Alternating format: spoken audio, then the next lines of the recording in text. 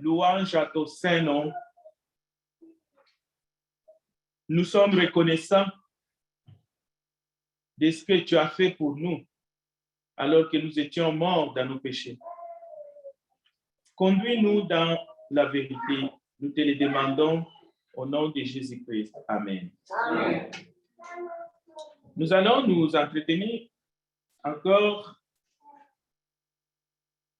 sur cette parole que nous venons d'entendre, que notre bien-aimé frère Barnabé nous a conduit dans la lecture dans le livre de 1 Corinthiens, la lettre de Paul aux Corinthiens, chapitre 14 et verset 6. Au premier siècle, Dieu a fait des miracles pour montrer que cette parole venait de lui. Il y avait des signes. Mais dans cette interrogation, aujourd'hui, comme il y a eu des prophètes, et aujourd'hui nous avons la parole de prophétie, il avait dit que cette parole est annoncée dans l'Église et dans le monde, afin que nous puissions savoir ce que nous devrions faire pour continuer à plaire à Dieu et à faire sa volonté et à nous maintenir dans la vérité. Alors, poussé par le Saint-Esprit, Paul a écrit: de quelle utilité vous serais-je si je venais à vous parlant en langue et si je ne vous parlais pas par révélation ou par connaissance ou par prophétie ou par doctrine. En d'autres termes, la parole que nous avons, qui a été inspirée par le Saint-Esprit, nous pouvons la recevoir. Nous pouvons l'entendre. Nous pouvons la prêcher.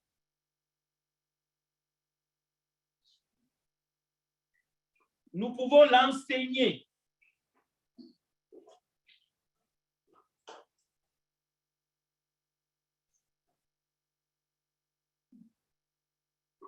Comme parole de révélation,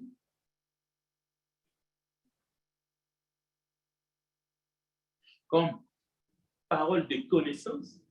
Je ne parle pas ici d'une connaissance parce qu'il y a une doctrine, elle est fausse, où on parle de paroles de connaissance.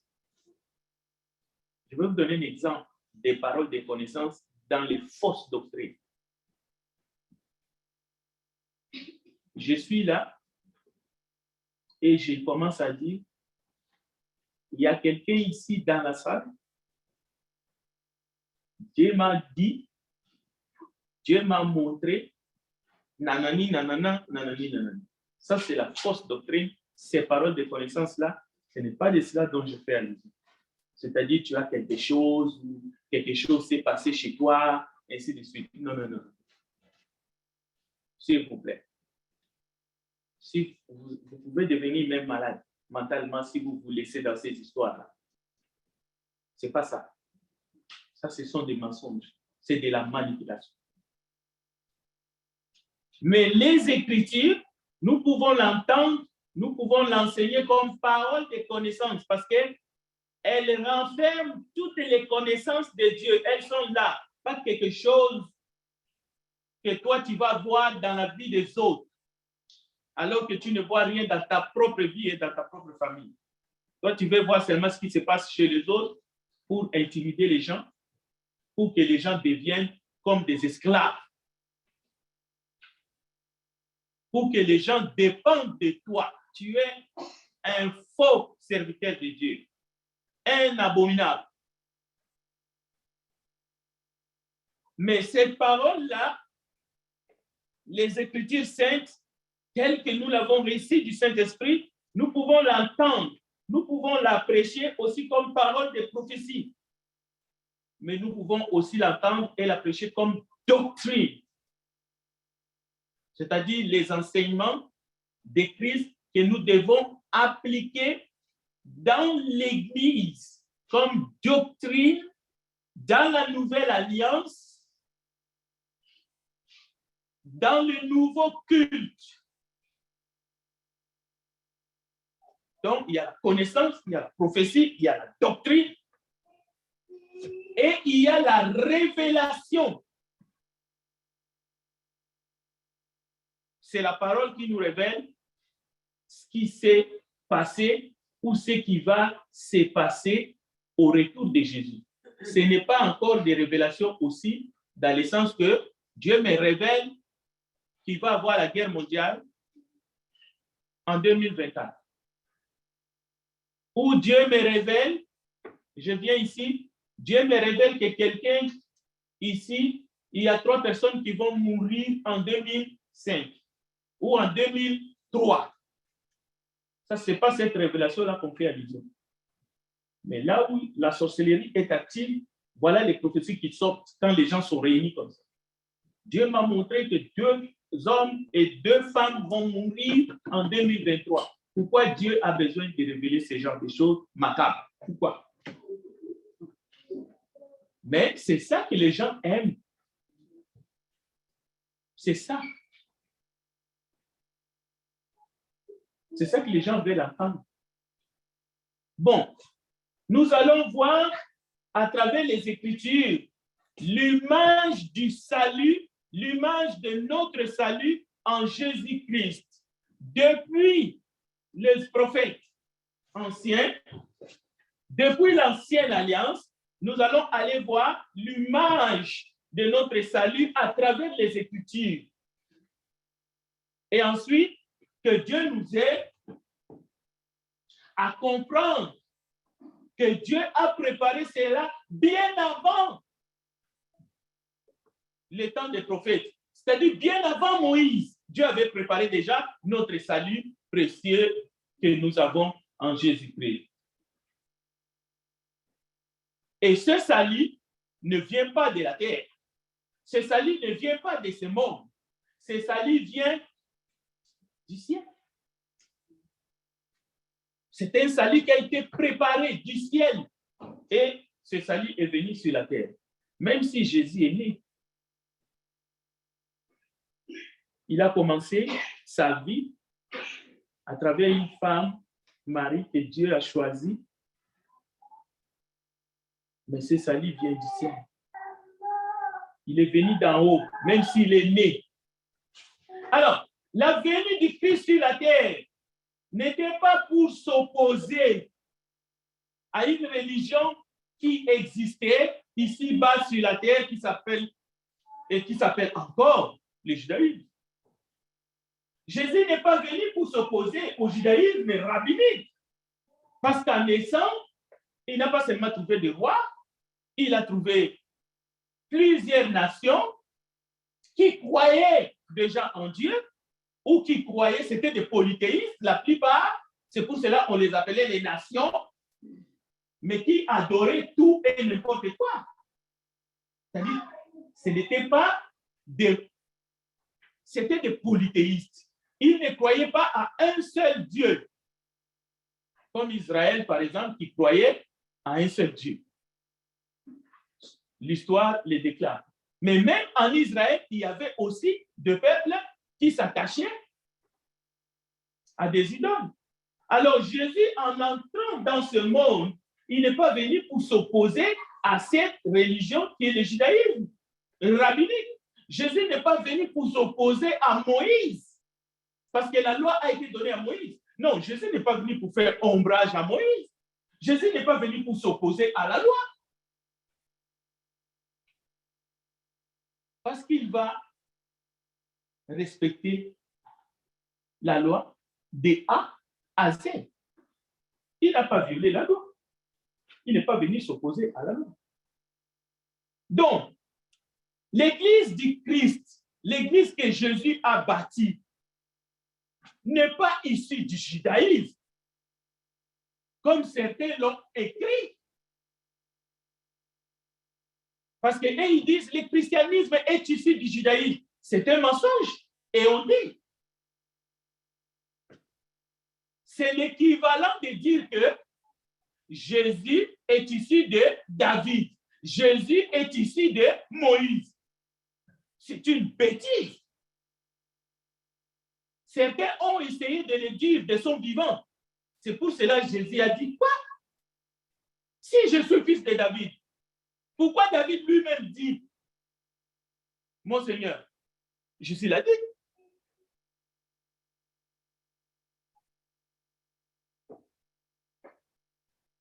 Non. Le contraire serait vrai. Mais nous ne pouvons pas le dire de manière chronologique. On va nous prendre pour des fous. Si je veux qu'on me prenne pour un fou, je dirais peut-être que le judaïsme est ici de l'église que Jésus a bâtie. Comme nous venons de l'attendre dans l'étude biblique. C'est qui précède l'autre? Humainement parlant, oui, vous pouvez comprendre que la loi précède la grâce dans le sens que, oui, la loi a été donnée par Moïse. La grâce et la vérité sont venues par Jésus-Christ. C'est comme l'autre jour quand j'enseignais, je disais, Jean-Baptiste avait 6 mois de plus que Jésus. Mais ça, c'est parler de manière charnelle, en chair et en os. Je ne peux pas me mettre en toute bonne conscience et essayer de développer un enseignement que Jean-Baptiste est le grand frère de Jésus de 6 mois. Oui, humainement parlant en chair et en os, mais nous ne sommes pas ici pour danser en chair et en os. Nous ne marchons pas selon la chair. C'est spirituellement qu'on en parle. C'est spirituellement qu'on en juge. La parole de Dieu est esprit. Donc, l'Église du Christ n'est pas issue du judaïsme. Ce n'est pas possible. Parce que l'Église a été établie le jour de la Pentecôte. Mais dans la pensée de Dieu, l'Église vient d'en haut. Jean-Baptiste l'a dit, celui qui vient d'en haut est plus grand. L'ancien du jour,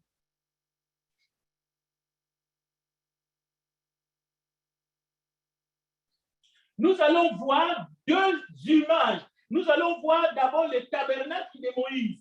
D'abord, le tabernacle que Moïse a construit. Voilà un autre exemple. Et l'original qui est là-haut dans les cieux. Maintenant, lesquels précèdent l'autre. Parce que Moïse, en construisant le tabernacle qui est fait par les mains des hommes, Dieu lui a dit, tu dois le faire selon le modèle. Maintenant, c'est le modèle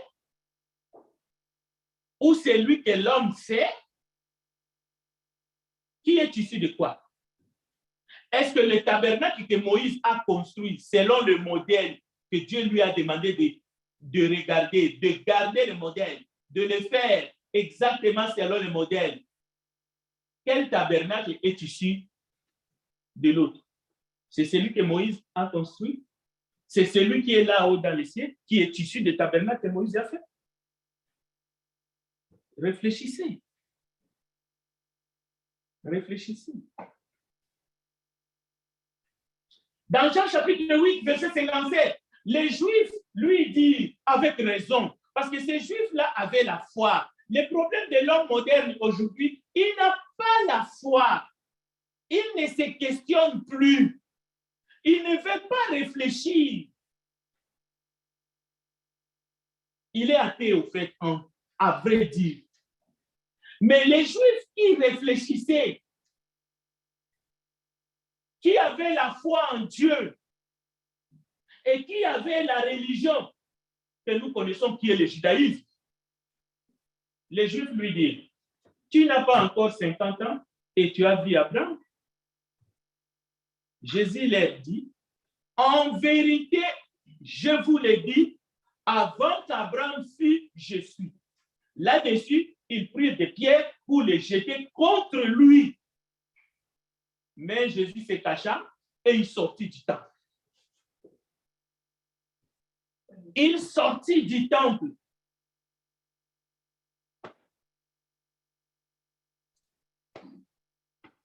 Alors, ceux qui disent, oh, Paul continuait à aller dans la synagogue, même après la résurrection de Jésus, ou bien Pierre continuait à aller dans les temples, mais c'était selon leurs coutumes. Ça vient renforcer l'idée que Jésus n'est pas venu s'opposer ni à la loi, ni au temple, ni à Moïse. Mais cela ne veut pas dire que Jésus n'est pas venu sur la terre pour bâtir son église. Parce qu'il a dit lui-même, je bâtirai mon église. Il n'était pas en combat, il n'était pas en compétition avec le judaïsme et avec tous ces qui constituent l'ombre. Parce qu'il savait seulement qu'il fallait passer de l'ombre à la réalité. La réalité était en Christ.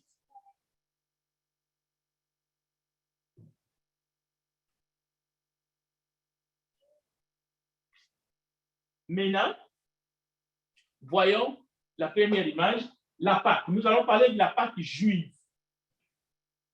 Et il y a ceux qui pensent que le mois prochain, nous allons fêter la Pâque.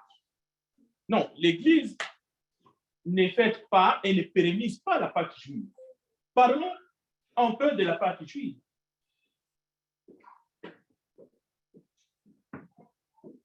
Le terme Pâque est dérivé du verbe hébreu signifiant passer outre, dans le sens d'épargner. Il s'agit de la... Parmi les Juifs, il y avait 3 fêtes annuelles. Et parmi les 3 fêtes annuelles, le plus important figure la Pâque juive. Et cela se trouve dans les Écritures. En d'autres termes, c'est la fête de pain sans levain. Comment cette fête fut instituée? Dans quel but? Vous allez voir, cette fête n'a pas institué seulement pour le peuple juif. Le but nous concerne. C'est ce que nous allons découvrir ensemble. Parce que c'est l'image de notre salut. Je dis bien, c'est l'image de notre salut. Donc, cette fête fut instituée en Égypte pour commémorer la délivrance des Israélites la nuit où le Seigneur avait fait mourir tous les premiers-nés des Égyptiens. Mais cette nuit-là, l'Éternel avait épargné le demeure des Israélites. Les premiers-nés des Israélites étaient épargnés. Les demeures étaient épargnées là où les Israélites habitaient, mais à une condition. Il fallait marquer du sang de l'agneau qui était immolé cette nuit-là sur le montant, sur les linteaux de la porte. Les habitants devaient être debout, les bateaux à la main prêts à partir, parce que c'était le jour de la délivrance. La délivrance promise par Dieu. Les Écritures nous parlent encore ce matin. Un agneau était égorgé, rôti tout entier, mangé avec des pains sans levain et des herbes amères. Voilà ce qui s'est passé parmi les Juifs. Voilà l'institution de la Pâque juive, selon les instructions de l'Éternel. Les sang répandus ces jours-là évoquaient, c'était un enseignement. Et c'est un enseignement au moment où je vous parle encore. Même si nous voyons cela s'accomplir dans les Écritures à travers la croix, mais cela nous parle encore. Cela nous enseigne. Le sang répandu évoquait l'expiation. Les herbes amères symbolisaient les souffrances de la servitude en Égypte. Le pain sans levain représentait l'importance d'être prêt à suivre Dieu sans hésiter, mais selon ses principes et sa parole. Et aujourd'hui, nous allons commémorer la mort de notre Seigneur Jésus-Christ, pas avec du pain qui contient le levain, mais avec du pain sans levain, selon les Écritures. Alors, rapidement, dans les évangiles, c'est-à-dire dans le Nouveau Testament, parce que Jésus nous apporte la nouvelle alliance qui a été scellée par sa mort, par son sang qui a été versé sur la croix. Nous allons trouver dans les Écritures, dans le Nouveau Testament, le terme le levain, qui est employé pour faire référence à la pureté du cœur. 1 Corinthiens chapitre 5, versets 7 à 8. Mais dans l'Ancien Testament, le levain, dans les Écritures anciennes, le levain, le pain sans levain, signifiait un départ rapide. Il n'y avait pas de levain dans la maison ou dans les maisons des Israélites en Égypte parce qu'ils devaient partir précipitamment. Cela veut dire qu'ils devraient emporter les pains, la pâte qui n'était pas levée. Voilà la signification. Mais on les retrouve dans les Écritures, dans le Nouveau Testament. Le levain évoque, comme nous venons de le voir dans 1 Corinthiens chapitre 5, versets 7 à 8. Alors, il est écrit dans les livres d'Exode, nous n'allons pas les lire, je vous donne les références, vous pouvez les noter, c'est affiché. Exode chapitre 12. Le peuple emporta sa pâte avant qu'elle soit levée. Ils enveloppèrent le pétrin dans leurs vêtements et ils le mirent sur leurs épaules. Ils firent des gâteaux cuits sans levain avec la pâte qu'ils avaient emportée d'Égypte et qui n'était pas levée, car ils avaient été chassés d'Égypte sans pouvoir tarder et sans prendre des provisions avec eux. Vous voyez cette écriture-là? Vous allez voir comment est-ce que la même écriture reste en vie dans la Nouvelle Alliance et continue à nous enseigner. C'est très important, c'est fondamental. Donc, 1 Corinthiens chapitre 7 et 1 Corinthiens chapitre 5, mais le verset 7, c'est un texte que nous aimons lire pour présider la table du Seigneur aussi. Jésus-Christ est notre Pâque. Donc,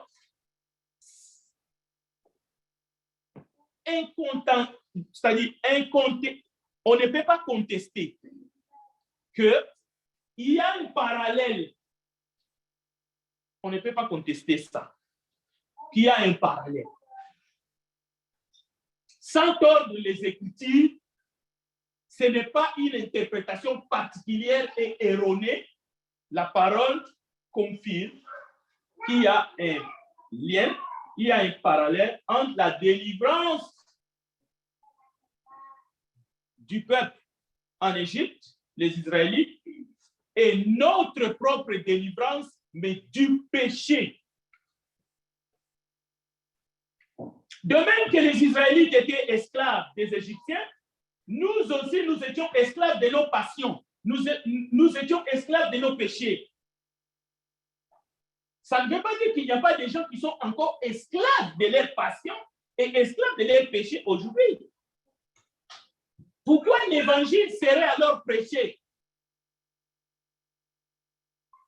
aujourd'hui et jusqu'à la fin du monde, c'est-à-dire au retour de notre Seigneur Jésus-Christ? De même que les Israélites avaient besoin que Dieu intervienne pour les délivrer de l'esclavage en Égypte, mais nous aussi, il a fallu que Dieu intervienne dans nos vies pour briser les chaînes, pour briser les liens ancestraux, pour briser les liens du péché, la racine du mal qui est en nous. Nous étions captifs. Cela veut dire que nous étions esclaves du diable. Il a fallu que Jésus parût pour détruire les œuvres du diable, détruire la puissance du péché qui nous retenait. C'est dans ce sens que nous comprenons maintenant, à travers les Écritures, que Israël, que l'histoire d'Israël tout entier, Dieu s'est servi d'Israël comme une horloge pour nous donner l'heure exacte, afin que nous puissions les suivre.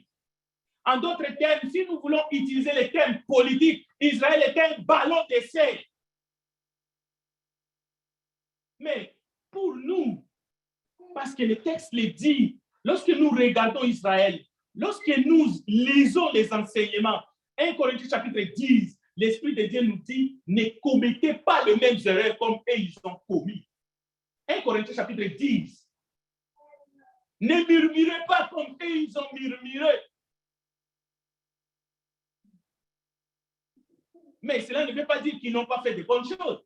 Cela ne veut pas dire qu'Israël ne fait pas partie du plan de Dieu dans l'Église. Dans l'Église du Christ, il y a le peuple israélite, comme il y a tous les autres peuples. Et en Christ, il n'y a plus ni juif, ni grec, ni telle nation, ni circoncis, ni incirconcis. Nous sommes maintenant un en Christ. On ne peut pas se tromper là-dessus. Mais les Écritures demeurent. C'est les Écritures qui restent. Pourquoi? Pour nous aider à demeurer dans la vérité. Pour nous aider à comprendre quel est ce Dieu qui nous appelle. Comment devons-nous les servir? Pas avec les ordonnances anciennes. Ce n'est pas en utilisant l'ancien culte. Mais nous pouvons voir. Nous pouvons découvrir le caractère. Le caractère de l'Éternel, nous pouvons le découvrir. Nous pouvons voir comment est-ce qu'il réagit, comment est-ce qu'il se sent au plus profond de lui-même lorsque nous les rejetons.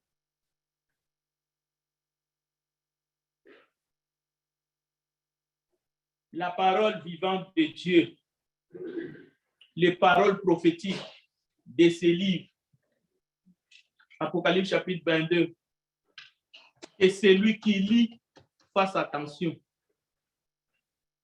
C'est pour cela Paul dit, de quelle utilité vous serais-je si je venais à vous, si je ne vous parlais pas par révélation.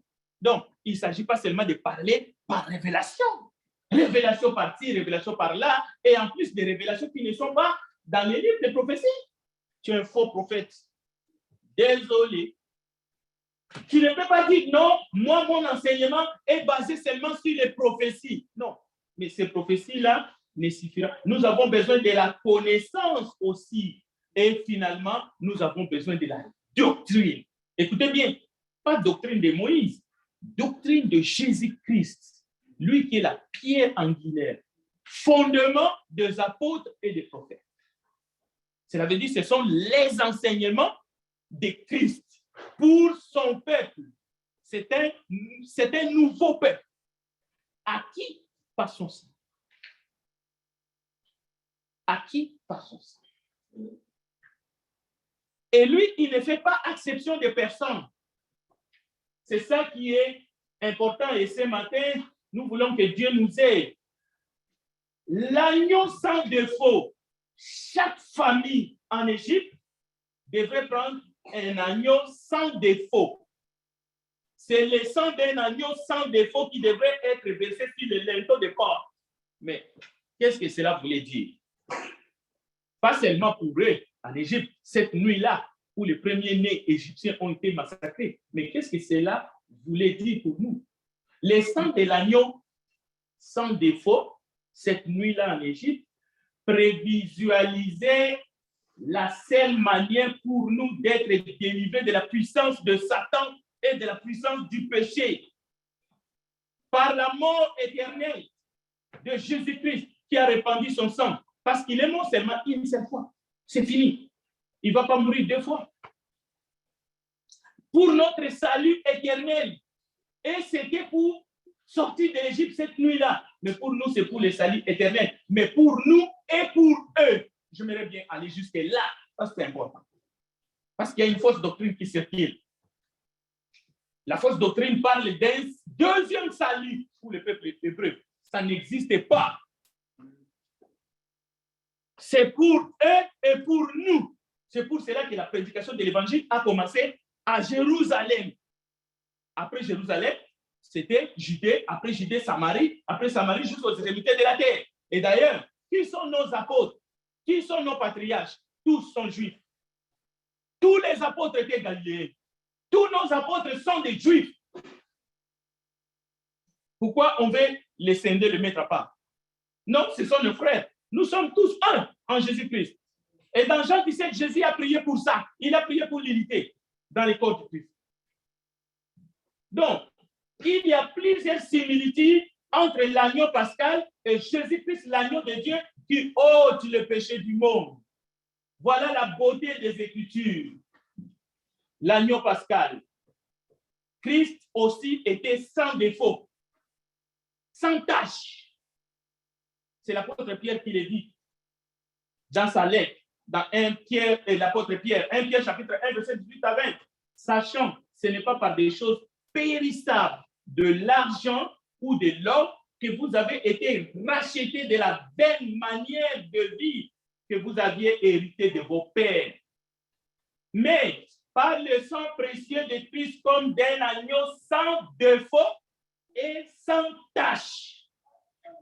C'est le même mot avec l'agneau que chaque famille avait.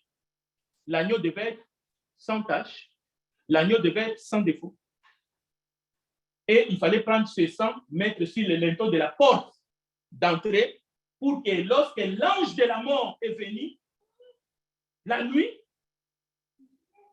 que chaque famille hébreu en Égypte soit épargnée.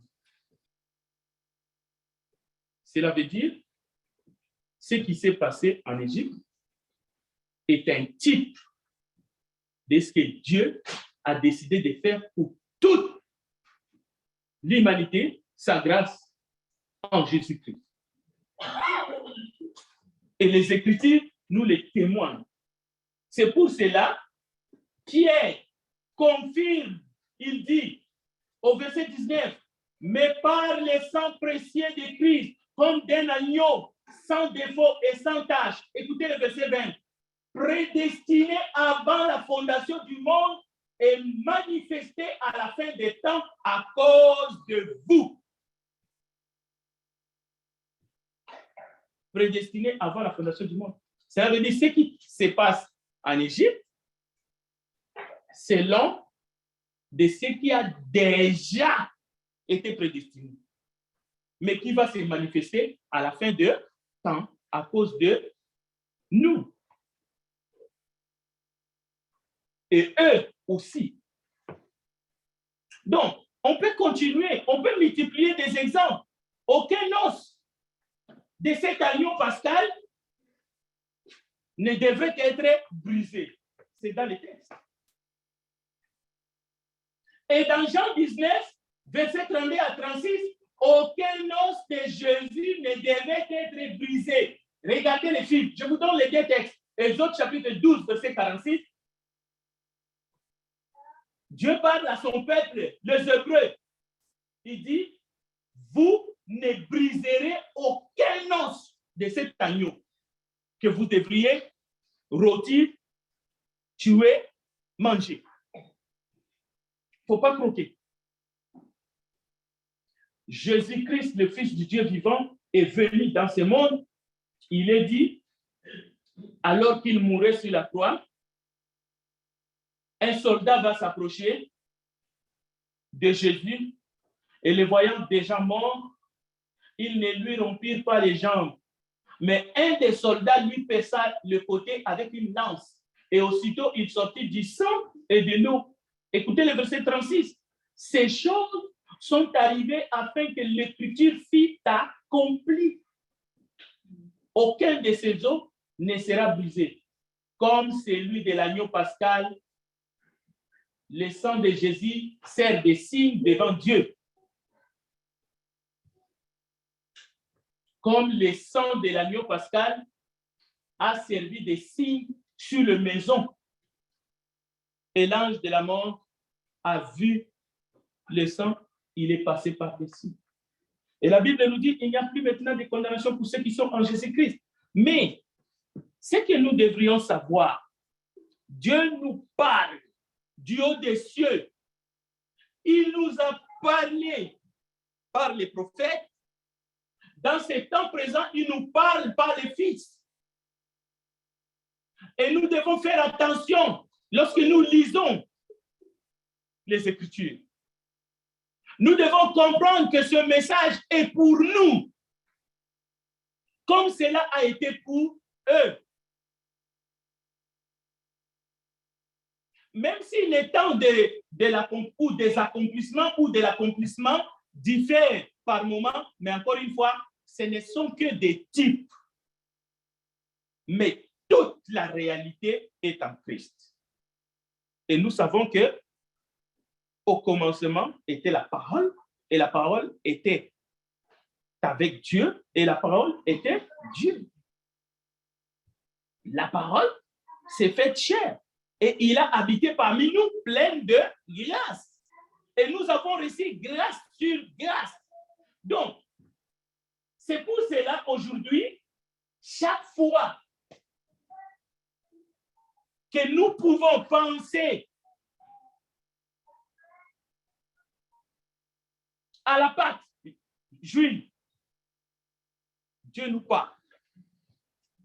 Dieu continue à nous parler. Chaque fois que nous lisons cette histoire, mais en réalité, ce sont des faits. Ce sont des faits. Dieu est en train de nous prouver qu'il est un Dieu qui est toujours derrière sa parole pour l'accomplir. Et les dernières images pour terminer cette matinée, cette prédication sur le tabernacle.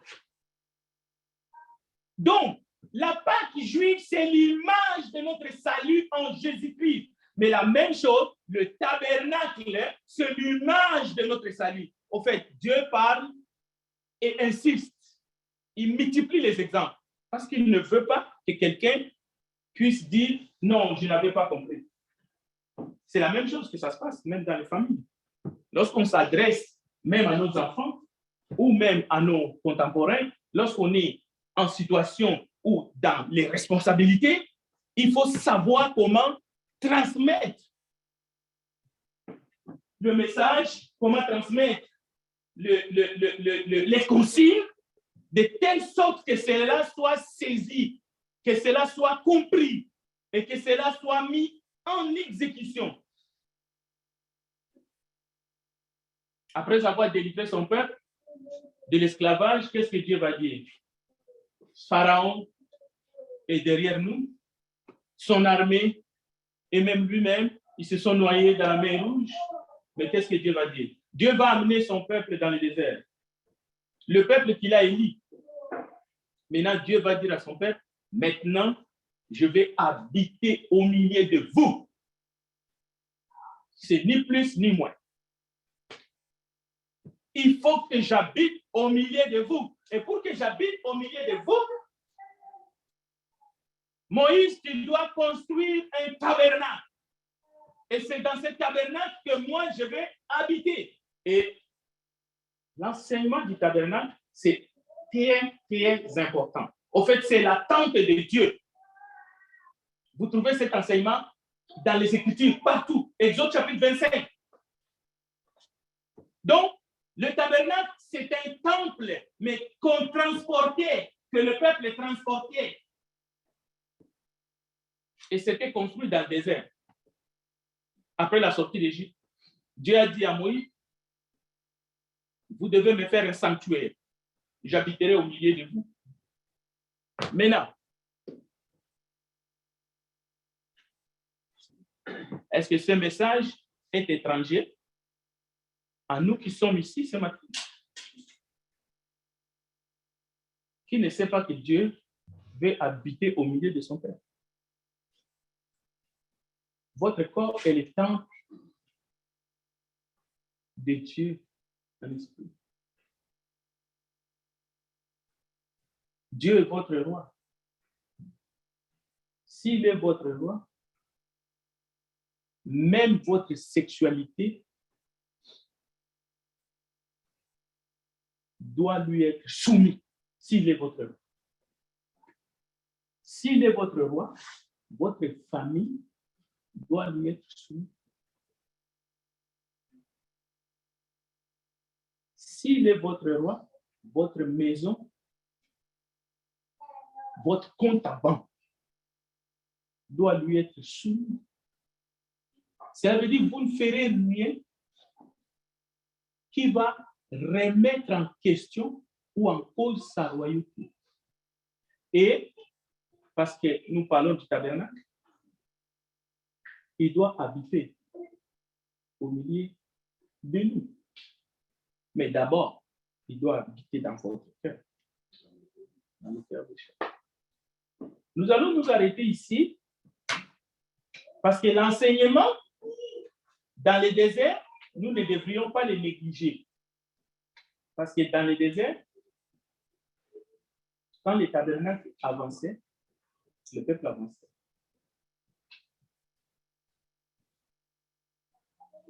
Quand on les déposait, le peuple campait. Et ça, c'est ce que nous verrons très prochainement. Comment est-ce que nous sommes en train de marcher avec la parole de Dieu, les Écritures qui est esprit et vie. Et Dieu bénisse sa parole. Nous allons continuer, nous allons chanter, nous allons prier. Que Dieu bénisse sa parole.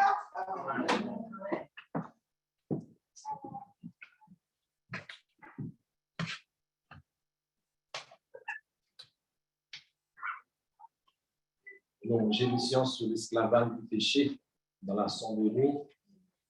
Mais aujourd'hui encore, il y a des gens qui gémissent sur l'esclavage du péché.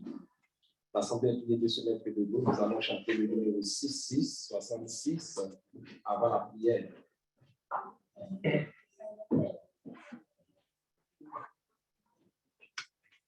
Le numéro 66, gémissant sur l'esclavage dans la sombre nuit. Amis, reprenez courage déjà, ô joyeuse espérance. Gémissant sous l'esclavage dans la sombre nuit. Amis, reprenez courage déjà dans les nuits.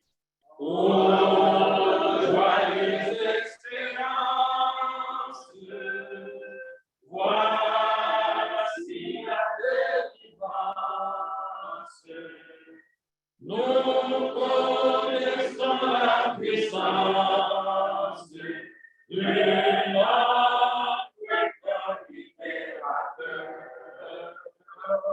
Et nous vous disons confiance. Venez donner votre cœur. Que demande que je suis dans la sombre nuit. Voici la fin de mon vie. Déjà l'homme est nuit. Oh, joyeuse espérance, voici la délivrance. Nous connaissons la puissance de notre libérateur.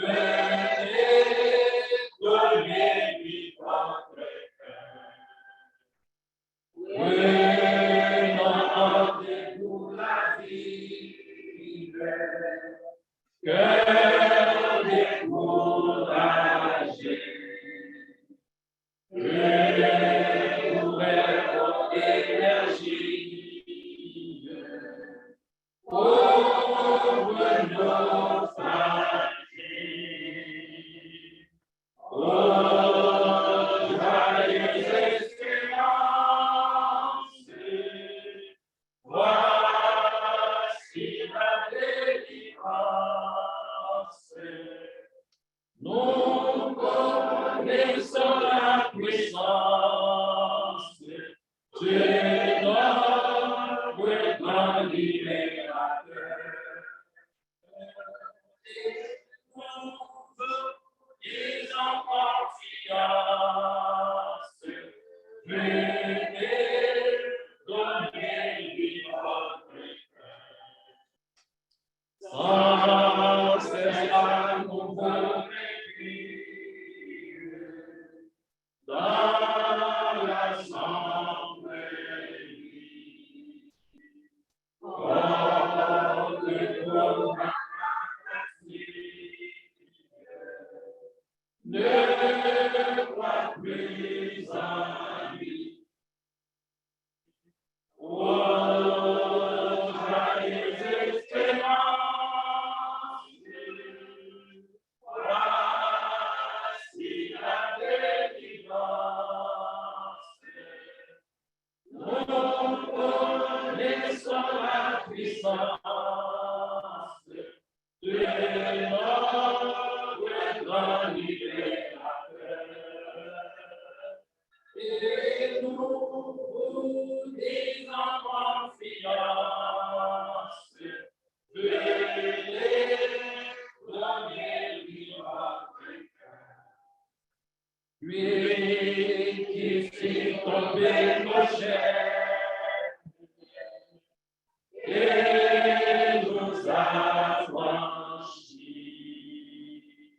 Voilà aussi nos livres verts dans l'assemblée. Oh, joyeuse espérance, voici la délivrance. Voyez donc la puissance de notre grand libérateur. Et la confiance, venez, donnez-lui votre cœur.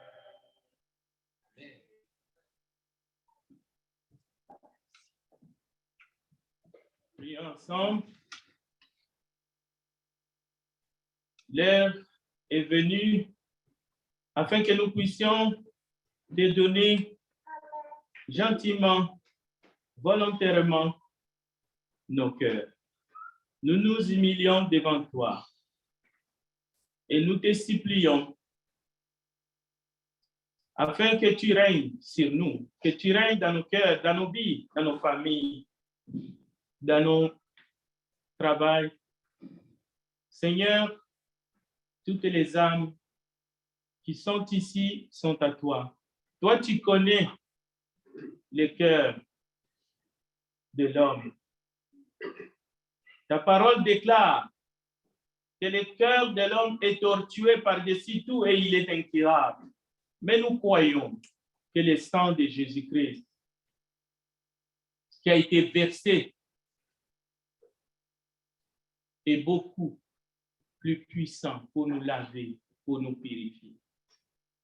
Permets que nous ne résistons pas à ton appel ce matin. Permets que personne n'arrive en retard parce que tu nous appelles dans ton amour, dans ta patience. Touche le cœur ce matin, notre Dieu d'amour. Attire le cœur vers la croix de ton Fils Jésus-Christ qui a été immolé. Lui, l'agneau de Dieu, lui qui a été brisé pour nos iniquités, lui qui a porté nos péchés sur son corps. Fais que nous puissions l'adorer. Fais que nous puissions nous prosterner devant lui, que nous soyons tous reconnaissants, car nous le méritions, cette mort atroce, et lui, il ne le méritait pas. Pardonne-nous encore ce matin et accepte-nous dans ta maison. Nous te le demandons, Père, au nom de Jésus-Christ. Amen. Amen.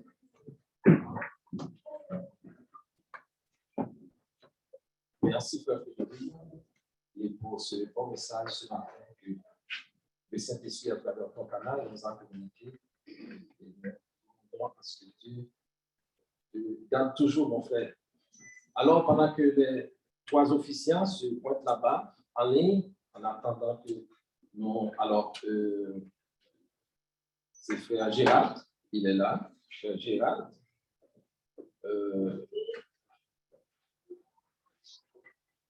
Frère Daniel et Frère Patrick.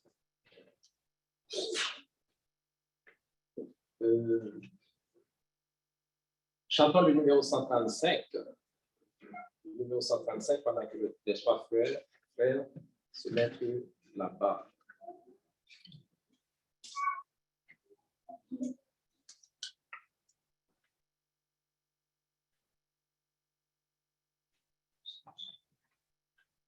Et en même temps, on se prépare les cœurs pour le repas du Seigneur. Veux-tu briser du péché le pouvoir? La force est en Christ.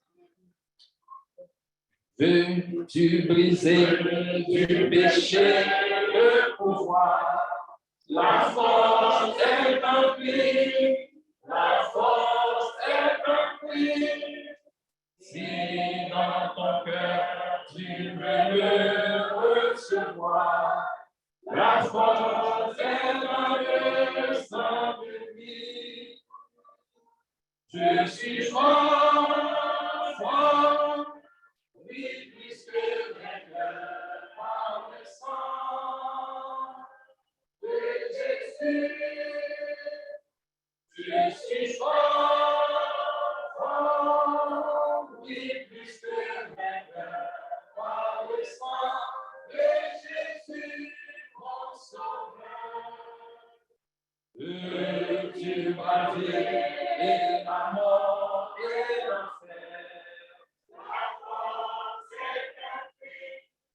La force est en Christ. Jésus de nous fait tomber toutes les fers. La force est dans le sang de Christ. Je suis fort, fort, oui, puisque vainqueur par le sang de Jésus. Je suis fort, fort, oui, puisque vainqueur par le sang de Jésus, mon sauveur. Veux-tu marcher toujours plus enfant? La force est en Christ, la force est en Christ. Pour te garder, Jésus est tout-puissant. La force est dans le sang de Christ. Je suis fort.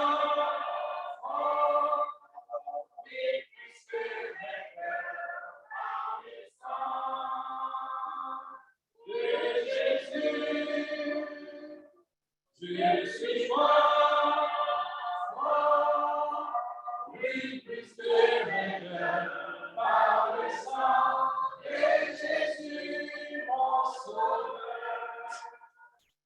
Veux-tu du ciel approcher chaque jour? La force est en Christ, la force est en Christ. Avec Jésus, demeurer pour toujours. La force est dans le sang de Christ. Je suis fort, fort, oui, puisque vainqueur par le sang de Jésus. Je suis fort, fort, oui, puisque vainqueur par le sang de Jésus.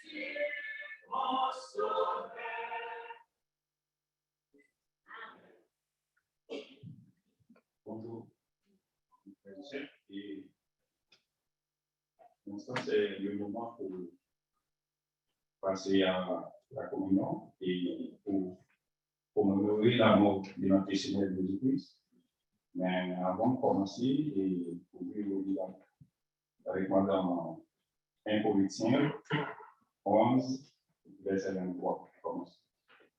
Car j'ai reçu du Seigneur ce que je vous ai enseigné. C'est que le Seigneur Jésus, dans la nuit où il fut livré, prit du pain. Et après avoir rendu grâce, le rompit et dit, ceci est mon corps, qui est rompu pour vous.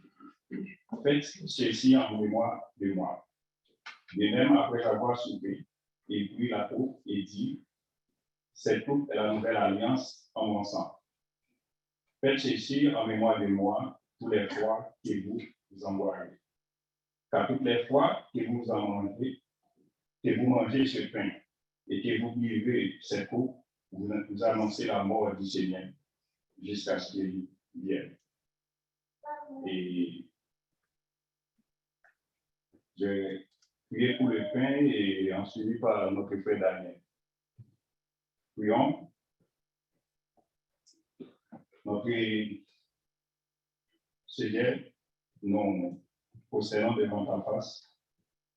Ce matin, nous te disons merci pour ta grâce et ta miséricorde.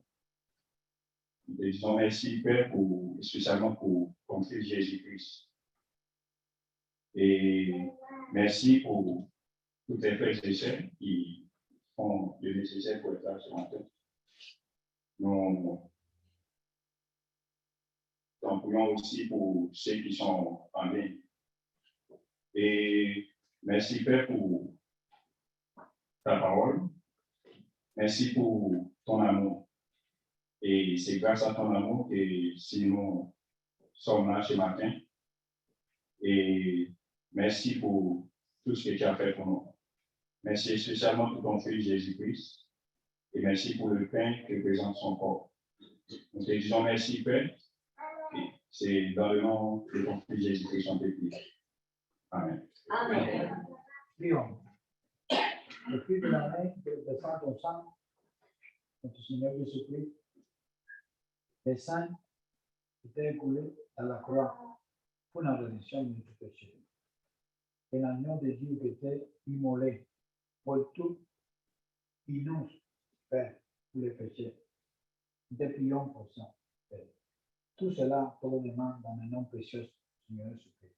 Amen.